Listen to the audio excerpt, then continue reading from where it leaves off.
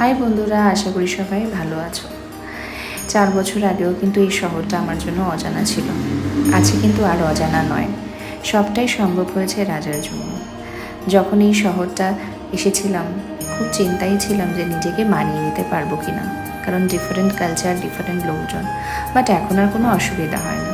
ছোট থেকে বড় কোনো কাজে দরকার হলে নিজেই কিন্তু বেরিয়ে পড়ি, কারণ নিজেরও তো একটু সময় দরকার। তাই ঘরের মধ্যে কতক্ষণই বা থাকা যায়। আজও সেরকম একটা ছোটো কাজ নিয়ে বেরিয়ে গেছিলাম, তো সাথে শেয়ার করলাম এখানকার ওয়েদারটা। এখানে ওয়েদারটা কিন্তু বেশ গরম। কলকাতার ব্যাঙ্গালোরের মধ্যে কিন্তু কোনো ডিফারেন্স নেই। এখন ব্যাঙ্গালোর শহরটা নিজের খুব কাছের হয়ে গেছে।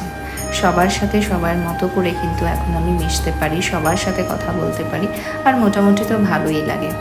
ছোট থেকে বড় সমস্ত কিছু জিনিস আস্তে আস্তে আমি চিনতে শিখেছি, জানতে শিখেছি।